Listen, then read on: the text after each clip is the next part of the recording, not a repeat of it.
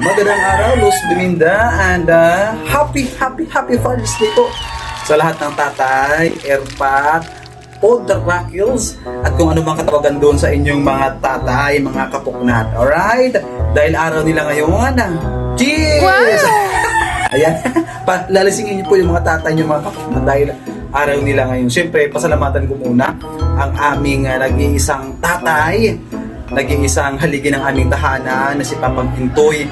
Yes! Diyan sa Pontevedra, Capiz, mga kapuknat. And siyempre, ang aking mga kapatid, ayan, sa aking bayaw, aking pamangkin, at kamag-anakan diyan sa may Matalang, North Cotabato, diyan sa Pontevedra, Capiz, sa aking mga pinsan diyan, na kung saan ay talagang nagsisipag at kumakayod ng todo para sa kanilang pamilya.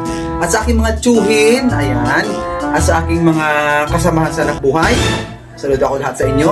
And ang aking mga pinsan, kamag-anakan, kakilala, friends ng mga OFW, ayan, happy Father's Day po sa inyong lahat.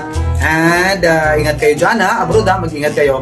And sa aking mga kapitbahay, ayan, sa aking mga kakilala, sa aking mga followers, non-followers, ayan, subscribers, non-subscribers, ayan, maraming salamat po sa inyong lahat sa pagsuporta sa Mitch TV. And sa muli, maligayang araw po ng mga tatay. Enjoy your day po! Alright? Okay ba tayo? Thank you!